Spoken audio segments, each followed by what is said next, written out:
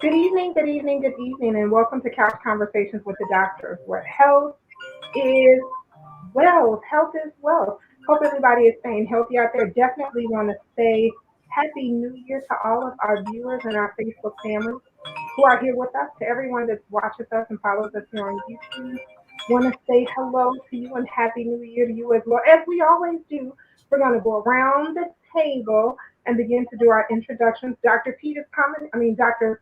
Hampton is coming. He's going to be a little late. Dr. Pete will be chiming in shortly, and the congressman is off at a meeting, but he will be here, as you can see. So I'm going to start with my co-worker, my very own Dr. Douglas Graham. Dr. Graham, if you can introduce yourself, that would be great. Thank you, Nikki. I'm a retired physician. I worked in the Chicago area for about 30 years. For the last 2 years, I'd spent time working with the congressman in his office in Washington, D.C., and I'm going to try and answer your questions if I can. It's a real honor to be here tonight. Outstanding, outstanding, Dr. James Miller, the man who says that I threaten him to be here every Monday, but I see that he is here. Yes. Good evening, everybody. My name is Dr. James Miller. I'm also a physician who has retired from clinical practice, but I'm still in the business of healing the community and doing what I can to add and improve quality of life in the community. So I'm here tonight to raise the question and to answer as many questions as I can. Raise the question about what are we doing and what can we do better. Outstanding, and I see my brother Pete and Pete extraordinaire with that Chicago t-shirt on. Come on in, Pete, introduce yourself. Hey, Nikki, thanks so much for your patience. To my esteemed panelists, it's great to see everyone in the new year.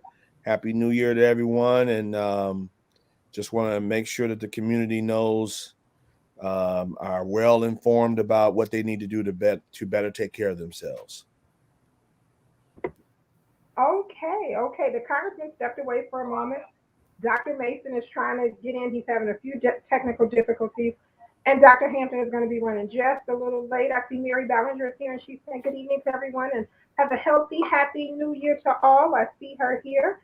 And Dr. Maya Green will be here shortly. While she's doing that, Dr. P, did you just want to start with our questions? Tell me what you want to do. Yeah.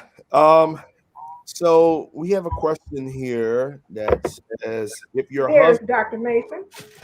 Hey, Dr. Mason, Happy New Year. Can he hear me? I'm unsure. Hey, Dr. Mason. Well, why don't we go ahead and take this question? So the question says, if your husband is positive with COVID, should you be tested or just quarantined? Any one of you guys, I can start with that. Well, according to the CDC guidelines, you should quarantine because you were in such close contact, and you should quarantine. The testing, being tested is not the priority. The priority is that because you were in such close contact, the presumption is that you're positive, right? Because let's say you test and it's negative. Do you not quarantine? You see? So the point is, that because that could be a false negative. So you really do want to quarantine. The testing is a bonus. But I would not quarantine. I would not get tested and not quarantine. You should quarantine, and then if you want to, get tested. Mm-hmm. I just like support what Dr. Hampton, what Dr. Pete said, that there's another problem is that if you went and tried to get testing, you may not be able to get in. And Right. Even if you got in, there's such a backlog of these tests, you might not have the answer. Right. So it's probably the safer thing to do to quarantine. Right. And assume that you might be a potential spreader. Yeah, that's a great point, Dr. Doug, because by the time you get your test results back, you could have went on in quarantine. And all of this is contingent upon a few factors, right? Right. Vaccinated or not vaccinated, symptoms or no symptoms, if you get really sick, you probably should go to the ER. So when we're telling you this, when we give you this advice, one is it is strictly from the CDC. Two, there's a lot of caveats that could change the scenario. But from what you just described generically, I agree with Dr. Doug. It's just quarantine, and that's the most prudent way to handle that. Yeah. If I could just add, I think the major thing here is that you gotta, the idea is to stop the spread. And so you have to presume or do what you need to do to make certain that you don't spread the virus to anyone else. And so if you presume that, okay, I've been in close contact, so there's a good chance that I've been infected. And if I do quarantine, there's I might be effective in terms of not spreading it. But if I don't, then there's a real good possibility that I'm going to infect somebody else. And I think the other part of it in terms of getting tested, for some people, they need to know. Yeah. And if you need to know, get tested, if you need to know 100% yes, then get tested. But the major thing here is not to spread. And the only way to do that is by quarantine. So I think Dr. Miller brings up a good point that we should take this opportunity to inform the community, which is you do what's best to keep the community safe. Mm-hmm. You don't just get tested just so that you can go to that party that you wanted to go to. You want to do what's best. So even if your test came back negative, but you've been in close contact with someone who is COVID positive, it's not, in other words, you want to get tested in order to help inform our public health system as to the spread of the virus, but you don't get tested just so that now I can go and do what I want to do because it says negative. It says negative. Now, never mind, you've been in the house with your husband for the last 3 days and you think that you should be, and you want to just go and do what you want to do. So just do what's necessary in order to protect the community. We do have another question. This one is for Dr. Terry Mason. It says, Dr. Mason, should choirs be singing in church services? Now, I don't know why they that they wanted to direct that at you. No, I don't know why they want to direct it at me. I'm just kidding, Dr. Mason. I'm just kidding. It was a general question. Yeah, I'm not. I don't even sing. So, and Dr. Miller, you should have took that one. But I think what you've done, it all goes back to what we talked about before. It all goes back to, are you a breeding ground for the virus particles? So that when you sing loudly or you shout or you do those kinds of things which cause you to sort of take deep breaths and exhale, and sometimes maybe you cough or sneeze during that time. When you're doing those things and you're not vaccinated, and if you are or not, and not fully vaccinated, you are a wonderful breeding ground for the virus particles or the viruses. And so you might feel fine, and you probably will feel fine for the most part. But you are now, everyone that's within, as the CD, that's why we use that sort of 6 foot rule, but it could be longer than or further than that, depending on how excited you get about what you're singing. And if you're doing a solo, or you doing a real strong lead, and where you are within proximity of all the other folks in the choir. So this is not about singing as much as it is understanding the nature of the virus that you're dealing with, how it spreads. And it's not any different than how the regular flu spreads. It's the same thing. So if you don't know and you haven't been vaccinated, then you probably should err on the side of not doing this. That's what I would suggest. And I would like to hear what my colleagues say. But if you're not vaccinated, and I don't care if you feel fine or not, because you got to remember, symptoms are the most They're the late stage indicators. They're not early. And I know that we as physicians always talk about symptoms, and I've always thought that, because don't guess, get a test. Mm-hmm. And when you don't have All right now. symptoms, don't mean that you okay. So there's probably no symptoms of any major disease in its earliest, most curable form, whether it's cancer or common cold. So you really do need to understand that symptoms are things that happen late, not early. So don't guess, get your test. Now my sister's here, You Dr. know, Green. How you doing? What'd you Dr. say? Dr. Green, you want to chime in on that? The question was, should choirs be singing at church services now? Should choirs be singing at church? Mhm. Well, I see the good Dr. Reverend James Miller. So I'm not gonna say H no because we're talking about choirs. I'm not gonna do that because I don't talk like that in front of But if you think about what Dr. Mason is saying, you're inhaling. So to sing, they teach us to inhale from our diaphragm. That's a deep one, right? So you're getting it all the way in there, right? So now somebody's vaccinated, somebody's not vaccinated. Miss Rona is in the choir. You know what I'm saying?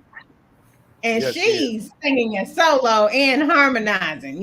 So now you got Miss Rona there, and I'm belting out from my diaphragm, deep lung, air. And then not only that, before you sing, you have to take that big breath into the diaphragm. So now you got person next to person next to person breathing in and out. Miss Rona is all in the mix doing her Sunday or Monday or whatever day you worship dance. You know what I'm saying? And so the answer, if you get that picture, the answer is absolutely not. That's not an exercise that we should, really be engaging in, number one. The second thing I want to say, come on, Dr. Mason, wait till Nikki say, what's my thought for the day? I'm going to say, don't guess, get a test. I'm going to write it down. And watch how I say it too. I'm like, I can't really, So absolutely not. It's not safe. And if you think about kind of the purpose of a choir to come together and uplift community, I can't right now see. There are options. I don't know if you all have seen these things on YouTube where people get together, kind of like we are the picture that we are, and they all sing their part together. Oh, nice. And I think that's a dope way to, put forth worship. Like we're all in our separate spaces. None of us are in the same space, kind of belting out and that's one way of still, for those that read the Bible or any kind of worship background, the purpose of the choir is to go before and set the tone, set the atmosphere, and you got your 2 or 3, you got your choir gathered in the name, you got your choir, and that's not limited to in person. It's also virtual, over phones, over a lot of different ways to communicate. So check those out if you haven't seen them. They're pretty interesting and beautiful on YouTube. So that's a way you can still have your choir, but kind of not written. Miss Rona is not invited to join the choir. Yeah. Well, I'll just say, the whole thing here is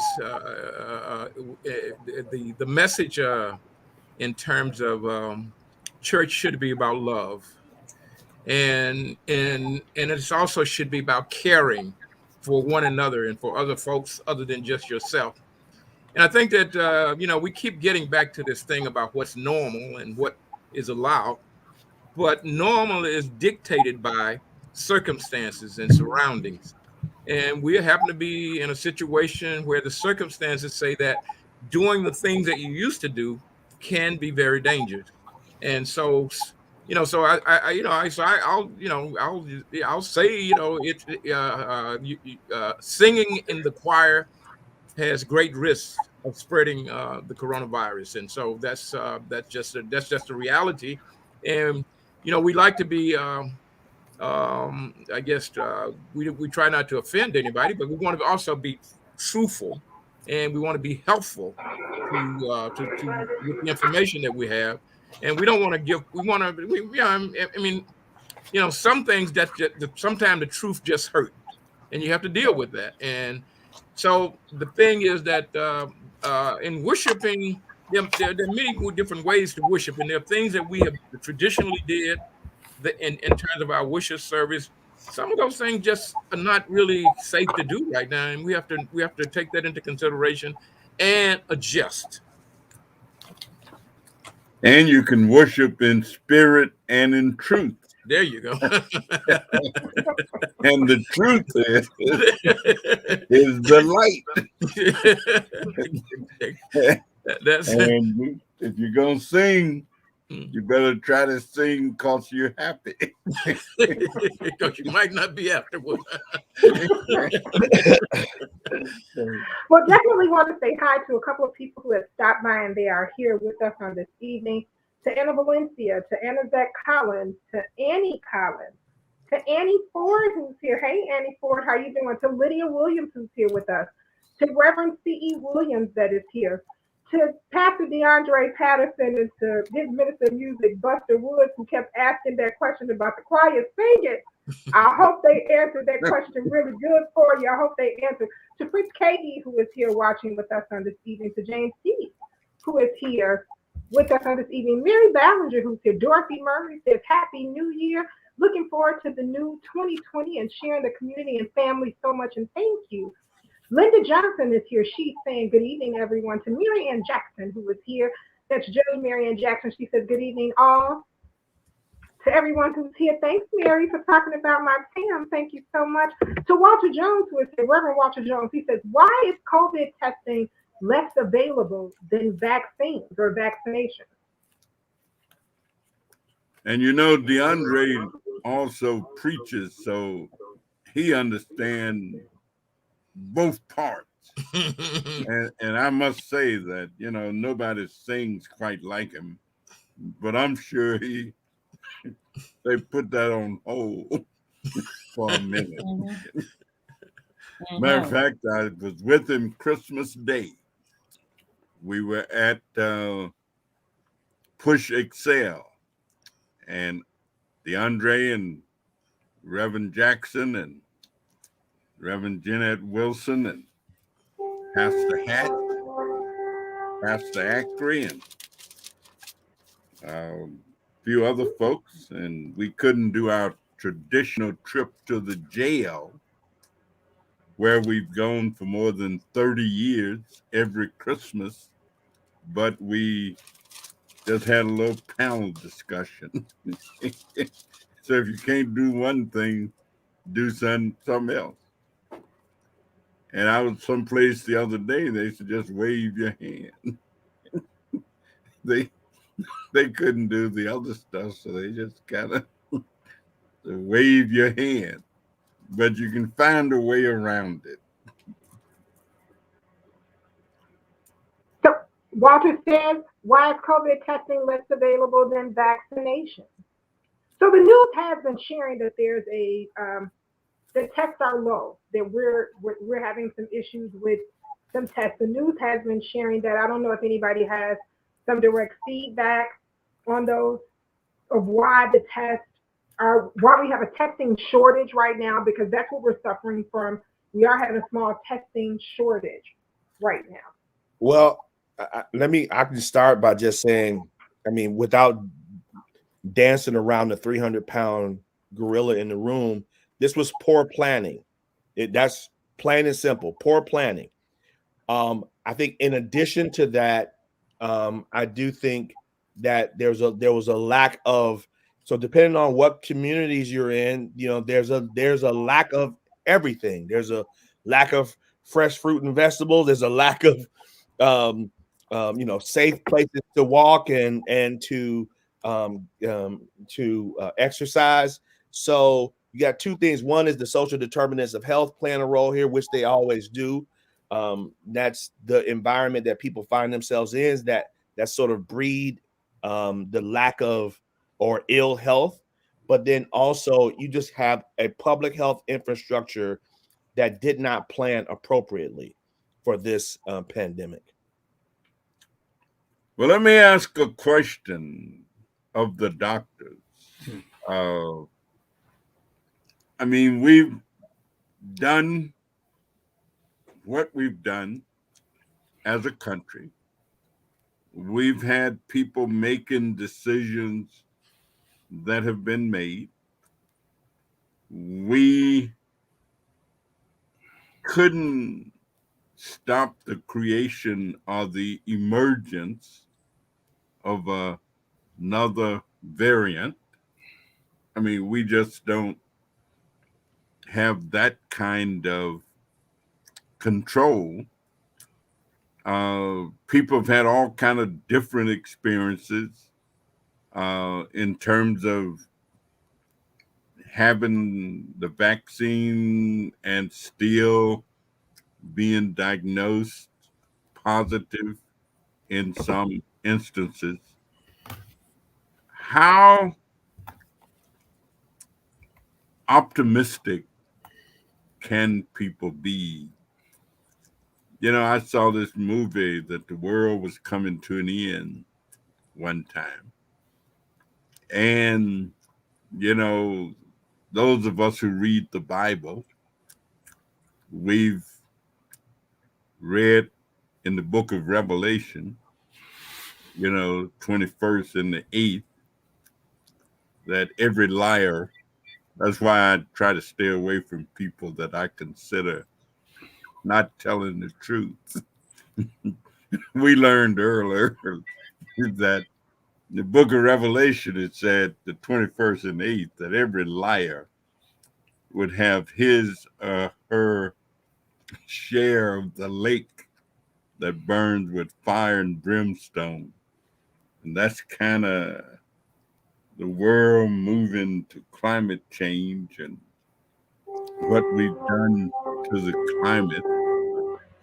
How optimistic can we help people to be that the end is still a good distance away?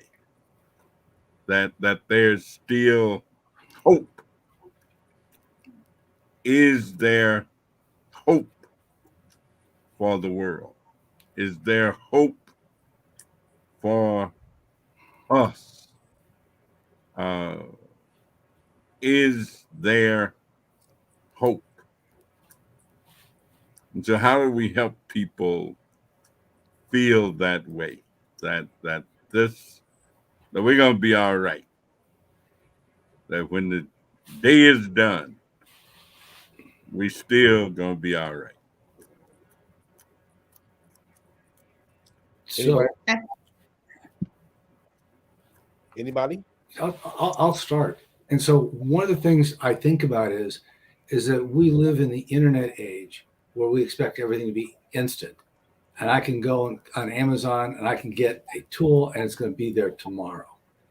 This is a different set of circumstances.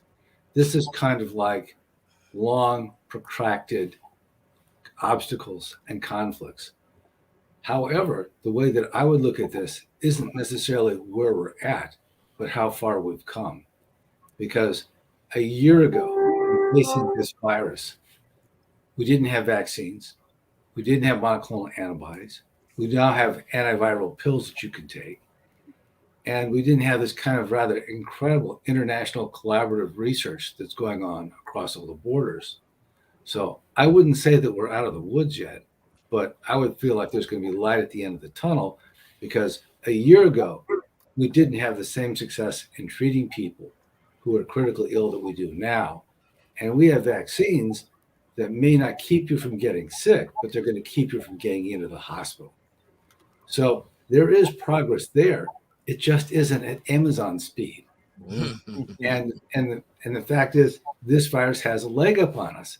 It's evolving faster than we're prepared for. To answer the other interviewers, the other question is, well, the vaccine production was planned. You have so many doses per person. When they made these kits, they said variant A, variant B, variant Delta. They didn't anticipate Omicron and how much that was going to boost the demand for these tests. So they can't make those tests as fast as they do. Also, when they're running the PCR labs, they're really building these testing sites to do so many tests per day. And when you double and triple the demand for these tests, they can't get their machines to move fast enough to get all the results. So no one had a crystal ball to predict that Omicron was going to spread as quickly as it did, infect as many people as it did. So they couldn't be prepared to have as many tests as they needed to go around. Now, the next mutation may be faster than Omicron. It may be slower, but we have better technology now to address this than we did a year ago. And my perspective on this isn't as a guy who's living today, but a guy who's been in medicine for 30 years. And so many of the doctors on this panel can go back and reflect how this would have played out 30 years ago and 20 years ago and 10 years ago. So that's why I have a sense of optimism about the future, but recognizing we've still got more battles to fight. We just have to not forget the lessons that we've learned from the past battles. I just want to kind of dovetail off of what Dr. Graham is saying. You just said so much that spoke to. Let's go back to what happened 40 years ago when HIV first hit, and let's look at our wins and losses. We lose every time we try to put labels on a virus. I talk about HIV all the time because they think HIV is a disease that affects certain people that live a certain lifestyle, gay people, people that use drugs, and that's not true. HIV is a virus that mutates because it's just trying to live and adapt, and it will adapt itself into the form that gives it the most success in living. Right now, let's take that same, and every time we try to label it, it circumvents all of our labels because it's not interested in our labels. It's interested in the next host and the next host and reproducing. That's the same thing that let's bring that to what we know and talk about hope. We know this. We've already dealt with a virus that does that. We did. It was called HIV. It is called HIV. So when we bring that to the coronavirus and the Omicron variant, what essentially happened is we would have liked to get to a certain vaccination status before now. And when we don't, it moves around and mutates, just much like HIV. When we don't take the medicine to have the medicine in our bodies to at a certain level, it will move around and mutate. And it tries to mutate into the form that's going to give it the most success. And like Dr. Graham talked about, it has mutated in a form that says, okay, they're trying to catch me now. If I can just change myself so I can move faster, and move from person to person. And if you look at what a virus or what anything, virus, bacteria, anything needs to have a pandemic, it has to move from person to person at a rate that's slow enough to stay in them to infect them, but fast enough to move before you can catch it. And so going back to what and that's how the pandemic start, and that's the meat of it. It has to move slow enough it has to live long enough in my body to cause these problems for me, but then be able to move to the next person faster than I can stop it in my body. And so going back to what Dr. Mason said, when we first started, I don't have polio because there are people that got the vaccine, and including myself, got the vaccine when I was young. So because we got the vaccine, and if we tag that to what Dr. Graham is saying, like if we are getting the vaccine, we can harness our own hope. So the congressman talking about, is there hope? We need people to be part of the hope. And what's happening now is we're saying, oh, Omicron, I may get it. If I get it, the outcome isn't, the outcome, like Dr. Mason was saying, the outcome of Omicron is a lot better because we have the vaccines and we have the medicines that Dr. Graham talked about. and monoclonal antibodies, like pills, treatments, if people get it. So that is the science. And so what I was having a conversation with one of my friends today, I was like, I think it's really interesting. You trust the science to get you out of the situation if you end in the hospital. You trust the science, but we're having trouble trusting the science to get the vaccine to keep us from getting there. So either we talked about truth, the whole truth. Either we're going to follow the science or we're not. I hope we follow the science, and we can't do it. Yeah, we're doctors, but we don't follow you around 24 hours. We need the team and we need our communities to be part of the solution, be part of our hope. Let's harness our own hope together. A lot of times I've done it before, so it's not shame and blame. We get ourselves in a situation and we want doctors or different people to get us out, and we're asking you to be part of the process of keeping our community out by getting the vaccine, wearing your mask, keeping your social distance. And those are the things. So yes, there is hope, Congressman. Uh, and our hope is rest in our tribes, rest in our communities, to do the right thing, as Dr. Mason always says, not on an individual basis, but for the community. And I would And also if I add, can share from a non-medical perspective, Dr. Hansen shared last week that they had to shut down one of their medical centers because there wasn't enough staff.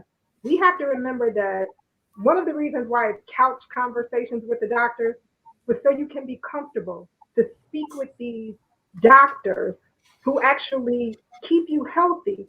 But I wanted you to see that they were people just like you. They put their pants on one leg at a time, just like you do, or their skirts, however it is, whatever it is that they wear. But they are human just like you. They have families just like you. So they get sick just as well. And remember that they are taking care of the sick and they're putting their own lives at risk getting sick just as well. So you got to look at the fact that testing may be down and not available because some of them are sick.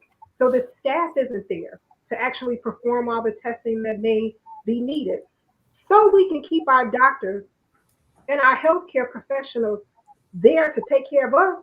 Let's get vaccinated so we can stop it from mutating and running around. And when you go to the doctor, it can be less stressful on the doctors that are there taking care of you. Audrey Jaycox is here and she says, good evening to everyone and Happy New Year. Tamika Thomas is here and she says, hey, Uncle Terry. And of course, she's doing the roll call, making sure that she gets her tribe. I love it. She gets her tribe out here just as well. Doreen Monroe is here. She says, good evening to everyone from LA Styles right there on North Avenue in the 29th Ward. I want to say hey to Virginia Knight that is here. She says, good evening, everyone, and happy holidays to everyone. Sandra Rowe is here. She says, I'm curious to know how 4 people in a home can remain COVID free, and there is a 5th person with COVID in the home. They are on their 3rd week of testing with everyone else not being affected. Okay. I don't know who may want to attack that, but okay. So every single person has a slightly different immune system. And because they do, they have a slightly different vulnerability to the virus. Some people may get a little bit of virus and get very sick. Some people get a lot of virus and not get sick at all. Another issue is that person who has corona is how active is their disease. If they've had it for more than 10 days, they may not be coughing up or speaking up enough virus particles to infect other people. So there are a lot of different variations that are going on in this particular set of circumstances. Individual vulnerability and how actively sick is the person who's got coronavirus in that area. And another real problem has to do with the testing. Is your testing accurate, precise enough to detect it at low levels? And we're finding out that not all tests are equally as good as others. Yeah. And the other thing to your point, Dr. Doug, was the maximum time that the maximum amount of viral shedding happens 2 days prior to you having symptoms. Ooh, okay. And 2 to 3 days after you're having symptoms. So it all depends on how much contact that person had who is positive. And to Dr. Doug's point, if the person is really positive, right? Because because of the inaccuracies of the test. And then the test that they did, was it a rapid test or was it a PCR test? And then when was the test done? So all those are factors that play a role in answering that person's question, Sandra's question. You know, I just want to also make sure that we don't leave comorbid conditions off the table. Yeah. And it's really important because those people who have, for lack of a better term, I won't say comorbid, but if they got diabetes or they got renal failure or they got diabetes and high blood pressure and renal failure, or they got, already some blockages in their arteries in their heart. And I can tell you that if you got blockages in your heart, you got them everywhere. You don't have this stuff in one place. If you got it in your heart, you got it in your legs, you got it in your you got it in the arteries in your neck. People are still dying from heart attacks. People are still dying from strokes. People are still dying from cancer. People are still being put on dialysis machines every single day. And we don't want to I know that corona is important, but corona runs ravages through people with those other diseases. So we still need to do what we need to do to deal with them. And we can't forget them because remember, over 1 million people were dying a year from heart disease and cancer before corona ever came. So we just need to remember that there's some other things that we need to do. Corona is not the only thing we need to be concerned about. We still need, as we've come out of the season of gluttony, we now need to focus on what we're eating, how much of it we're eating, how often we're eating it, how much processed stuff we're eating, how much stuff that comes out of bags and boxes and cans, how much stuff is not being prepared. I mean beans, greens, and stuff like that. How much of that are you eating? How much other kinds of things candies and all kinds of other stuff that we're eating? Because these are the things that I'm more concerned about as creating problems if people should get coronavirus, because these are the people, as we saw, that the people who died in that first wave of folks that died in the city of Chicago, 60% of those people died with comorbid conditions. And so obesity, I mean, I don't care how cute you think it is, it's not. And we just need to be real with that. There ain't nothing cute about it. And I'm not saying, I'm not trying to get people mad at their body habitus or stuff like that. No, we made too much of a fuss about that mess already. We need to get back to the truth and let people know that there is a good weight, and no, they don't make the numbers just for white people. I have some people say, oh no, black women, those numbers don't apply to black women because we are different. Well, we are different. And there may be some differences in the way our fat gets deposited sometimes, but fat for anybody is too much. And the idea of reliance, and I'll stop here, these television shows, like My 600-Pound Life, and now My 1,000-Pound Life. These are the things that I think do a disservice to our communities, because surgery is not the cure. Surgery is not the answer. A lot of people who have 75% of their stomach cut out end up, and maybe Tony will speak to that, but end up still gaining significant amounts of weight if they don't stick to what they needed to stick to in the first place was, and I want to call it a diet, I call it an eating plan that is geared for success. Well, I'll just add a couple of little nuggets here. The coronavirus just is on everybody's mind right now, and that's not necessarily a bad thing, but there also can be positivity things that happen or come from things that are not good. So what I'm saying is that it is raising awareness of what happened to sick people. Sick people get sicker and they die. And so, as Dr. Mason talked about, when you have these other diseases and then you get this virus infection on top of it, your chances of not suffering and not dying is decreased. as opposed to someone who's healthy. That's why when we looked at this and they talked about the young who tend to be the healthiest part of our population, they weren't dying at the same rate because they weren't as sick. And so the awareness is here is that, there's some things that we need to look at changing in terms of our lives, in terms of our health, in terms of our priority. And so I think this virus has sort of pulled the cover off some things that we can see very clearly now, that when we don't do what we need to do, we don't take the vaccines, we don't use the other mitigations, then the problem is that this virus causes more havoc, cause more death, cause more illness. When we do what we need to do, then the rate of spread and the rate of occurrences tend to decrease. So do other diseases. When we don't eat right, when we don't exercise right, there are consequences. And so the consequences is usually suffering and death. And so, so hopefully, like I said, that there's not going to be any joy from having gone through this pandemic, but hopefully we don't come out not learning something that is valuable to us as we go forward. And we will get through it. Now, the question is how much damage is going to occur.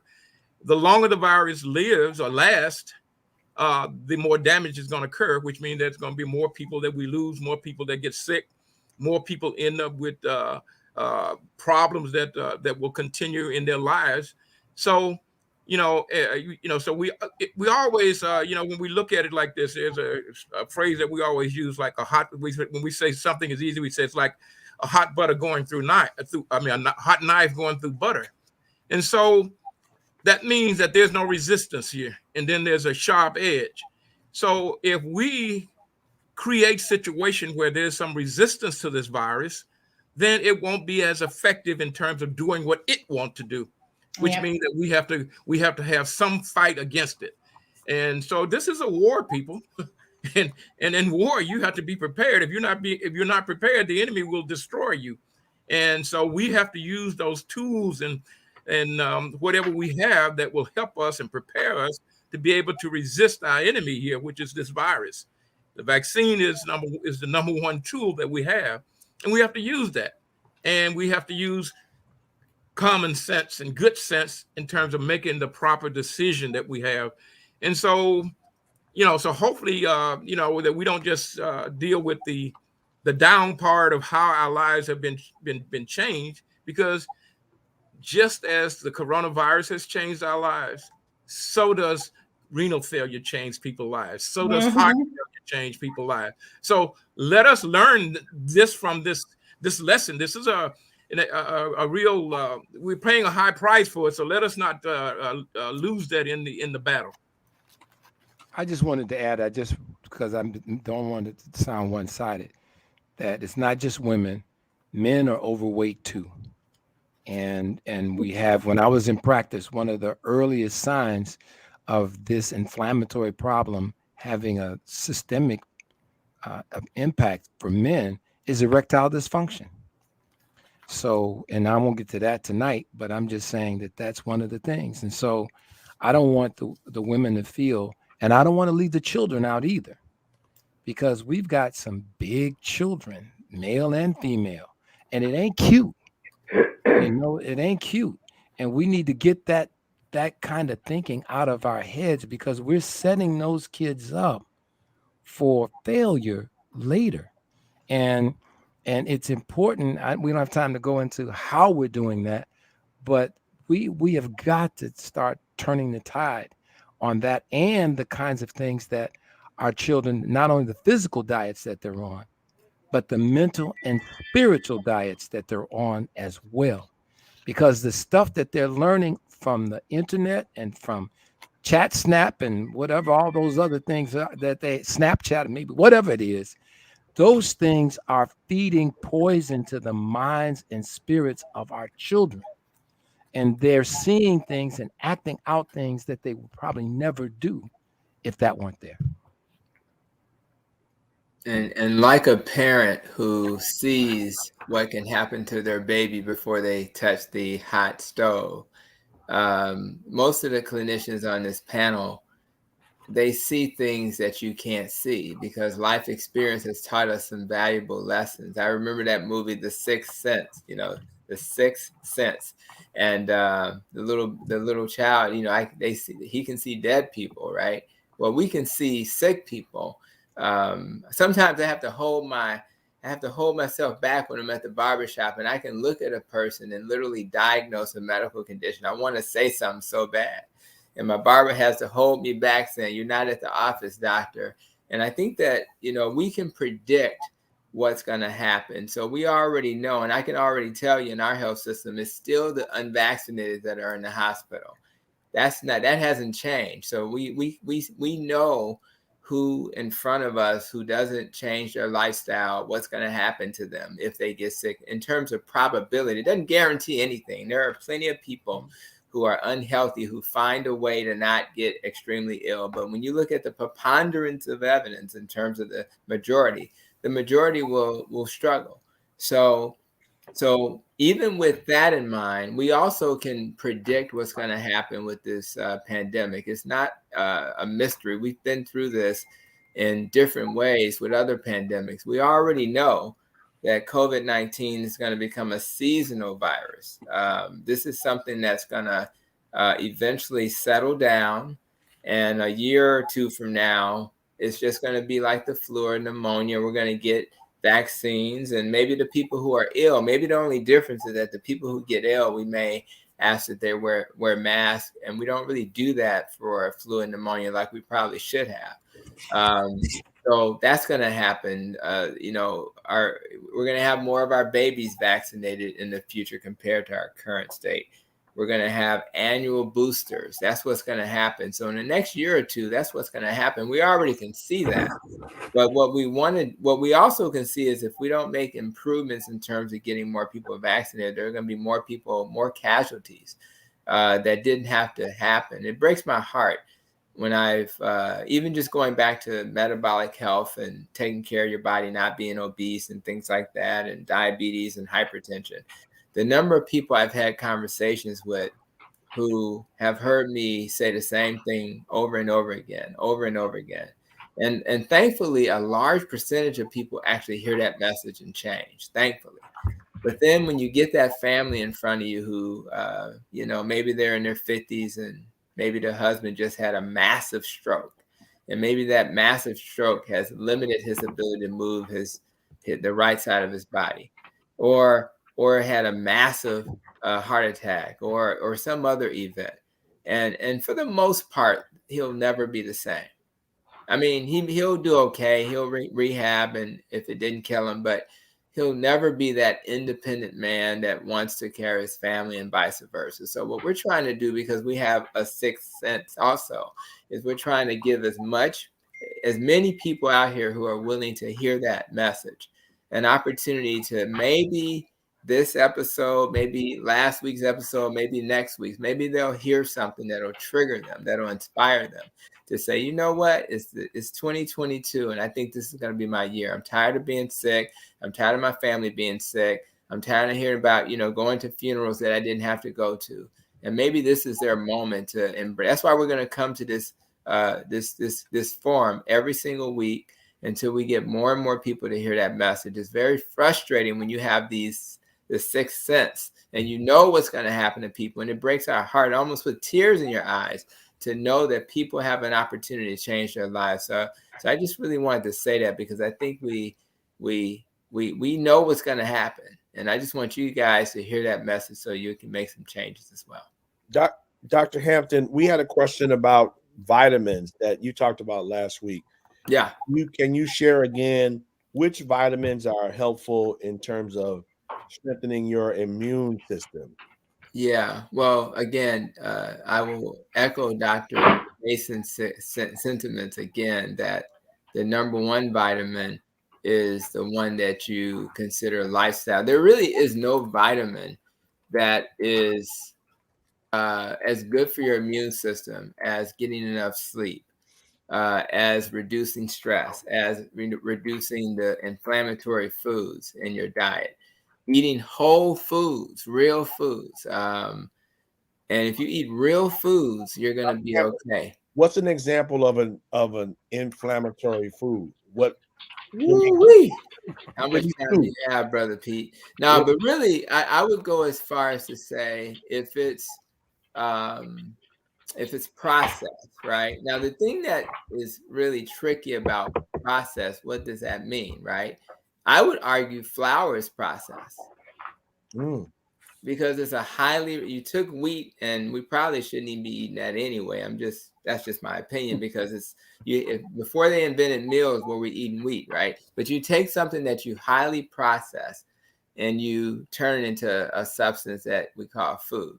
If you take seeds, if you take a seed oil and you somehow turn something like corn oil, they don't take corn and crush it. They take the seed and they process it and turn it into a seed oil. That's very inflammatory to your body. Sugar is the devil. Mm-hmm. I mean, it's the most lethal substance on the planet, in my opinion. Crack cocaine can't compete with it because you can't resist the sugar. So too much sugar in your body, and all the things that become sugar in excess can be harmful. So it's those types of things. But what I tell people, if you eat real food, Dr. Mason would lean towards more plants. I lean towards just non-starchy foods. If you eat real food, in other words, instead of eating the macaroni and the spaghetti, and I would even argue the dressing, because that's nothing but bread. Instead of eating those, you eat the greens and the string beans and the cauliflower. Stop eating all this processed garbage. And if you eat real food, you will be healthier. And that's why the dietary plan is, I'm going to interview a guy on Friday, and he's a heart surgeon. And his book is entitled, Stay Off My Operating Table. But his whole approach is just eat real food. So if you do that, then, and that means you got to cook. You can't say, I don't, these men come in my office and say, I can't cook, doctor. And sometimes the women, I'm like, what's so hard about putting some stuff in the oven? If you put anything in the oven and cover it, it's probably going to be all right. Even if you overcook it, you know how it is. You forget, it's steaming. It may be overcooked, but it's okay. So there's always a way to learn these things. But just going back to the initial question, it's really about, I think we know about some of these supplements, but there are certain supplements that you can consume that may be helpful for your immune system. I think about echinacea, for example. Yeah, vitamin D also. Vitamin D, Yeah. elderberry, things like ginseng, But Dr. Mason, I mean, Dr. Hampton, I feel you, because I get my patients asking me all the time. They want a quick silver bullet. Yes. Silver bullet me into immunity, silver bullet me into being healthy. And it's like, I can't out prescribe, and you can't out supplement your lifestyle. Watch this. The metabolic health doc, that's what I call myself, right? I take vitamin D. What other supplements do I take? I mean, I eat real food, right. I exercise, I keep my stress down, I get enough sleep. And if you do those things, you'll probably not need it. And Dr. Mason knows, if you eat real food, the somebody in the sky made all the nutrients and vitamins, and most of the vitamins are synthetic. So they're not even made from whole foods. They made them in the lab, and you don't even want to know where half this stuff comes from. I mean, it's unbelievable when you find out where, I can't remember, one of the vitamins is from the sheep, like the wool. I don't know if that was vitamin D. I mean, it's ridiculous. So again, I feel you. Zinc is important, vitamin D, etc. But the real issue is, let's do the lifestyle, because you never know. With the N-acetylcysteine, which is one of the things I've mentioned for COVID, is great as an antiviral. However, recently they were over marketing the benefits in such a way that they had to put it on hold. So it may even be beneficial still, but they had to put it on hold because how they were kind of suggesting it was curing things. And in the vitamin industry, you can't make those kind of claims. To your point that you made, Dr. Hampton, my mama used to, my mama only had a second grade education. And we had 10 of us. First of all, I She like the way you said my mama, by the way. I just want to say that. Yeah, well, that's what I say, my mama. And God rest her soul. She used to have a very simple thing. There were 10 of us. And she didn't care, boys, girls, didn't matter. She said, everybody that eats need to know how to cook. Mm. Okay, so that means all of y'all need to learn how to cook. And I'm not talking about just boil some stuff, and there was always beans, greens, okra, all that stuff. Yeah, it was always that stuff at our house. And I'm gonna tell you, people talk about it cost too much to eat good. Yeah, That's not true. That's not true. A bag of beans is still very cheap. A bag of dry pinto beans, a bag of dry black eyed peas, a bag of dry navy beans, all that stuff is very cheap. And we have just been socialized away from it because now, according to the stats I read, 70% of the foods that many of us are eating are prepared outside of our house. And the younger people are eating even more because they're going to fast food joints and all this kind of stuff, and even eating more of this stuff. And if you don't cook it, you don't know what it is. You don't know where it came from. You don't know any of that stuff. So the biggest problem we have, and I'm sorry, Dr. Maya, but cooking is something that we need to teach everybody. Like and I did that with my kids. My mama told me everybody to eat need to know how to cook. Period. That's a drop the mic moment, Dr. Mason. You just dropped the mic. You dropped the mic. Wilbur Cook says, Happy New Year. Karen is here with us. Karen, she says, good evening, everyone. Linda Johnson says, yes, Dr. Mason, teach. Doreen Morrow says, I agree. They're telling you to teach, Dr. Mason. They're telling you to teach. DJMS Production says, good evening. Dr. Hanson, Edna Weatherspoon says, what about fish oil? Yeah, fish oil is absolutely, it has so many benefits. The list is long. It used to be this really big deal for heart health. They're not really pushing as hard there, but I think the real important thing I tell patients when you're looking for omega-3, which is what we kind of call it, you want to make sure that there's enough, EPA and DHA. Those are the kind of components that really matter. So when you're purchasing fish oil, which I definitely think is a good idea for most of us, you want to make sure the percentage of the EPA and DHA are high.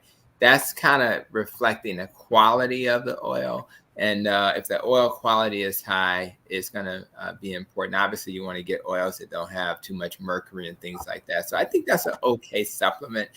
We just don't push it like we used to because they're finding that the cardiovascular benefits are not as great as we thought. But I think the harm is minimal when you supplement with a fish oil. So Karen also says, facts. DJMS Production says, well, I don't know how to cook. My wife does that. Laugh out loud. So if your wife's fingers is in her gloves, you're going to be hungry. You gotta learn how to cook yourself. Surprise your wife one day and you cook a little dinner. Like Dr. Hampton said, if you put anything in the oven and cover it, you should be all right. Yeah. Dr. Jones says, thank you, Congressman, for your optimism. However, I really need to address one limit concerns about life and testing and the times that we are living in. Okay. All right. Let's move on to our next question, Dr. Pete. We have just a few moments left. Yeah. So we had a question. I don't know if I missed it, but why are the home tests not as reliable? And why are the tests still being sold? Anybody? I could just start off by saying, so first of all, like we said before, those tests are meant primarily for people who are symptomatic. And the less symptomatic you are, the less accurate those tests are. There are, and again, it depends on when you're getting the test. Are you getting the test when it's maximum viral replication? Or are you getting the test toward the end of your symptomatology or when the virus is replicating? So in addition to that, those are self-administered tests. So are you doing the test appropriately to get the maximum amount of sample onto the Q-tip? The other thing is, with any test, there is a ceiling for sensitivity. So these tests have a sensitivity of upwards of 80%. So what does that mean? That means 80% of people who have the virus will test positive. Well, let's flip that for a second. Well, that means 20% of people who have the virus will test negative. And so, and that's not anybody's fault or anything. That's the way tests work. There's no test that's 100% accurate. So, and those are, now if you think about the tests that we do, like a CAT scan or MRI, those are by trained professionals. Now imagine that if you give mama the test. Now mama is not used to doing tests on herself, right? So those are all the nuances that can go into whether a test is accurate or not accurate. And my personal feeling is that those tests have to be, the results should be looked at within context of why it was done, right? You got a household full of people that are positive. You want to stay on quarantine. You actually get your hands on the test. So that's different, right? So in all effective manner, you should proceed as if you're positive. So don't use your home self test and then say everybody here is negative, is positive, but I'm negative. So sayonara, y'all. Good luck to you. So it should be looked at with that in mind. I don't know if anybody else has anything else to say. So one of the things to think about I is just want mama to do my test. I'm sorry, Doug. Go ahead. is the take-home test cost roughly about $25. And you think about all the pieces that go into that. And then you think about, well, what's a magnifying glass? All of us have had a magnifying glass. You look at your hand, you look at something, and it magnifies it a little bit. Then you think about a microscope. Well, a microscope costs a lot more than a magnifying glass, but a microscope can see a lot more. And so that's one way of thinking about the differences. You can see a little bit with a microscope. With a magnifying glass, but you can see a lot more with a microscope. So it's a question of how expensive it is, how much is going into it, the complexity, and the ability to look at a little bit magnified many, many times. All right, DJ. I would just add to that we live in a capitalistic society, and somebody determines value in terms of what value is subscribed to activity. And one test requires more input in terms of the labor, the work that goes into, like I took both the same day, and I got one result back sooner than I did the other result. And then I got the other result back the next day, and it was a written report that I have here on my desk with a lot of information in it that I didn't get from the first one. And so the reliabilities are supposed to be different. I was told that one was greater than the other, and that was why I took both. All right, DJ MS Productions says Dr. Mason is such an inspiration. Appreciate him and his journey to health. Audrey Jaycock says, as always, this information is the very best, and we could not pay for anything better. All right, as we always say, we've narrowed that time. We want to go around our board really quickly and just find out what's everyone's until next Monday. So I'm going to start off with Dr. Douglas Graham. Dr. Graham, what's your until next Monday? Well, I keep on thinking about this issue of, is there light at the end of the tunnel? And I believe that there is, because I believe that we're going to keep pace with the changes as they come down the pipeline. But it also means we have to have determinations and patience and the stamina to see it to its very end. So it isn't just a question of letting nature take its course. We've got to do our part too and hang in there. All right. Valdemir Talley, Chief Talley says, I agree. And that is the way to handle testing. All right. Dr. Terry Mason, you're until next Monday. Until next Monday, if you don't know how to cook, learn. Learn how to. No, I'm serious. There's no reason for people not being able to learn. You got all kinds of places you can go to learn. Because if you don't know how to go pick up something raw, a vegetable or what have you, and you don't know how to go cook things like rice and beans and stuff like that, and you depend on somebody else in somebody else's kitchen, which you don't know what's going on in that kitchen, then you're putting yourself at risk. And what you want to do is, if you want to get those things that improve your immune system, you got to go back to nature, because the man who made, the person that made that knows what you need better than anybody else. All right. YouTube, Iron Mhm. Chef, they teach it all. You can watch it on TV. Dr. James Miller, let's talk about the rice and beans. You're Well, until next this Monday. is, until next Monday. This is 2022. And I'm just going to say, let us do differently than we did in 2021. We made some strides in 2021, and we had some setbacks at the end of 2021. But let's really make 2022 a year that we come together and unite against this enemy that's destroying our people. This enemy is called COVID-19, and there are some things that we can do that helps to protect and keep the virus from being able to survive, which is what its main purpose is, to survive as long as it can. And so if we make the environment more hostile, it can't survive. And so the best thing that you can do to create a hostile environment for COVID-19 is vaccinate, vaccinate, vaccinate, create a hostile environment, and COVID will go away. It'll die if you make it hostile enough. All right. And he teaches a rice cooking class on Saturdays at Rising Sun. He got a whole story about rice cooking. Y'all don't go to sleep on Dr. James Miller. Don't sleep on Dr. James Miller. Dr. Tony Hampton, you're until next Monday.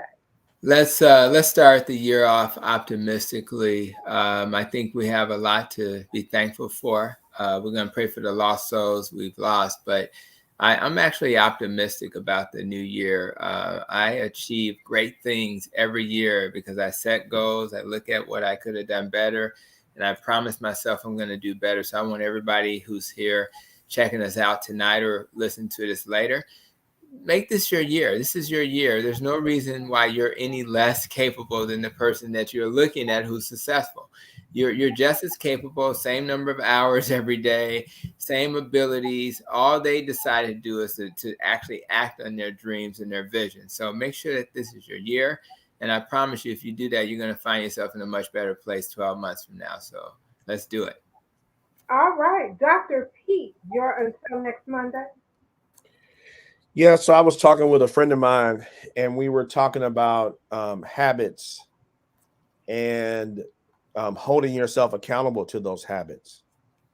And I think just listening to the call, if people out there could add to their habits some of the things that we talked about on this call, which some of the healthy habits we talked about on this call will supersede COVID.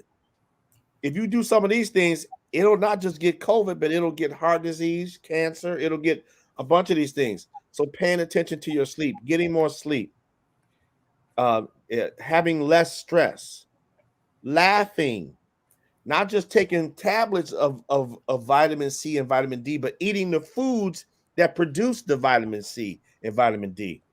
So yeah, I would just, I would make sure that we're paying attention to your habits and include an accountability tracker where you say, okay, I listed 10 things that I want to do more consistently in 2022. And make sure that every day you're holding yourself accountable. I drank, 64 ounces of water. I ate something green today. Okay. Set the bar low so you can achieve those goals. And then like Dr. Miller said, go get vaccinated though. All of that. If we can't get past this pandemic, we ain't gonna live long enough to fight cancer and heart disease and all the rest of those things. All right. Dr. Maya Green, your until next Monday. Thank you, Nikki. I've just been sitting here listening and thinking about all the things that are the messages that are going. Doctor means teacher. When they're saying teach, Dr. Mason, teach, doctor actually means teacher in Latin. And I'm thankful for that. I forgot I was going to say, what is it? Don't guess, get the test, but also thinking that, remember, when we first started this, we talked about primary, secondary, and tertiary prevention, right? And get the test is the secondary prevention. That's the screening, trying to see who has COVID and talk about isolation and quarantine, what that means for that person, and offering support. I'll go to the tertiary one. The tertiary one, and so our tertiary prevention is what's got everybody like, okay, it's not that bad. Yeah, it is that bad. We just have the tertiary preventive measures for moderate and to severe COVID, which are the monoclonal antibody and the pill and your support treatment in the hospital, right? You don't want that. And so we talked about secondary, which is testing, tertiary, that monoclonal antibody and the pills and things that are coming out in the support, right? Our support has gotten better. They're like, oh, the support system looks better, so I'll just do this. We're forgetting the primary prevention models, mask, vaccine, that kind of thing, physical distancing, that kind of thing. And we're at the point, like, we're smiling and we're here, thank you. I think Dr. Hampton said it and Nikki said it. We're smiling, we're here, we're human, and we're of community, right?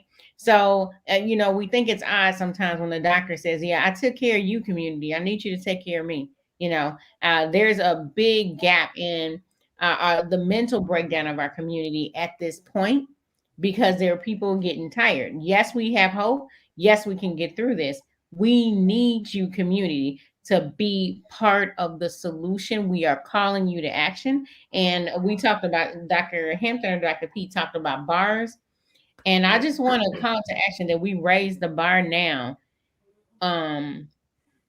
for the standards of our community. We raise the bar for accountability for each other. Not because it's the new year and we need to, because we can raise it any day. We don't need a calendar to tell us when to raise the bar.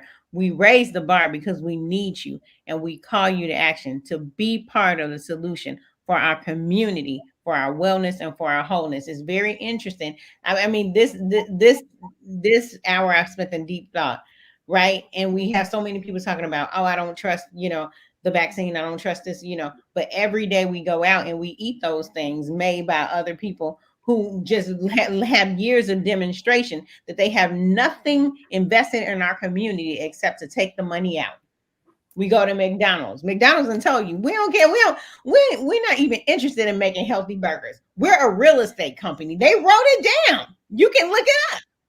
And we sit ourselves where we're going to make money.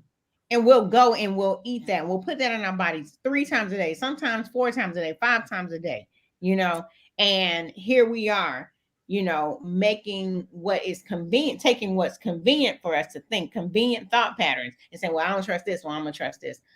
I thank you, community. And I just want to put on the table a little call out, like maybe some of the things we're saying we trust and do not trust we're walking in veins that allow us to do what we want to do, and we want to raise the bar on community and ask community, let's do what we need to do.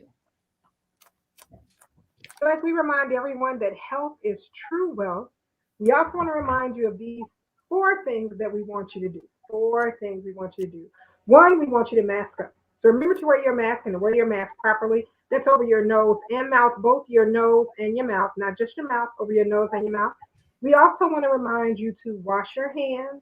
And Dr. Maya was very clear about when you wash those hands, how you got to get in certain places and how you have to make sure that you wash those hands in the proper ways. We also want to remind you to social distance Remember, regardless of all the other changes that happened, social distancing has never changed. So remember to social distance. And as Dr. Mason said earlier, what was it, Maya? Don't Don't guess. Get the test. Is that what you said? don't just get the test. So those are those four things that we want to remind you to do all the time. We also want to share a quick announcement with you really quickly. On Saturday, that's Saturday, January 8th, the congressman will be sponsoring once again, along with his great group of doctors here, going to be sponsoring a vaccine event. This vaccine event is age friendly for everyone 5 and above. 5 and above, it's age friendly, so we want you to bring your families out to be vaccinated. Bring the kids out so they can meet Spider-Man and the Minions. We're going to have them there to aid the youth as they get their vaccines. And mom, don't you and dad forget to get your vaccines or your boosters either. Meet us at Excess Tennis on 53rd and State Street. We start at 10 a.m. It's going to be from 10 to 2 at Excess Tennis. Remember, the whole family is invited. All vaccines will be available for you that day. So you have whatever choice that you would like to have. Once again, this is all courtesy of your very own representative, Congressman Danny K. Davis, as always, who has a true vision for the people and who works for the people. And he's the reason why we're here today. So as we have our closing remarks, they'll be from our congressman who teaches us each and every day that health is wealth, Congressman Danny K. Davis of the Illinois 7th Congressional District. Well, thank you very much. Let me thank everybody for being on. And until next Monday, try and be as patient as you can be and not lose your cool. I lost mine this afternoon, and I'll be beating myself up probably for the next month in terms of asking myself, how did I let that happen? The real deal is everything begins with self. Everything begins with self. And I take very strongly the position that you cannot lead where you don't go, and you cannot teach what you don't know. So self is the beginning of it all. And one of the reasons that I am optimistic is because I am looking at the resume of Miss Juanita Caree Mitchell, the lady that I mentioned last week. And she was born December the 15th, 1911 in Nestor, Louisiana, to Acklin and Bonita Caree, Juanita's father. Acklin was called to armed services as a result of World War I. He died from influenza while stationed in New Orleans. And as a result of her father's death, Juanita's mother, sister, and she relocated to Chicago, where her aunt and uncle, Dr. Cecil White, were living. Juanita's relocation to Chicago was in July 1919, in the middle of the Chicago race riots, the Red Summer. Juanita Mitchell to this day recalls the race riots and the fear as an 8-year-old girl. Despite having to hide behind the piano in her aunt and uncle's home, she survived the race riots and survived the Great Depression. I'm skipping all the rest to today. Today, she is 110 years old. I had a great conversation with her the other day. And on January the 18th, she is being feted at the Village Hall in Flossmoor, Illinois. And I expect to go if I'm in Chicago, and because I want to see her. I've never actually met her, although I know her daughter and know her daughter, Mary Muse, well. And so if she can be actively engaged at 110, then I think all of us can have hope that we may not get to be 110, but she has survived a whole lot of stuff. So please say to the Almighty, be patient with me. God is not through with us yet. And I simply want to thank all of you for making this Monday and every Monday the day that it is. So let us rejoice and be glad in it and try to be as patient as you can be and not lose your cool as I did earlier today. Have a wonderful evening. Thank you all so much. And hopefully we'll see and hear you next week.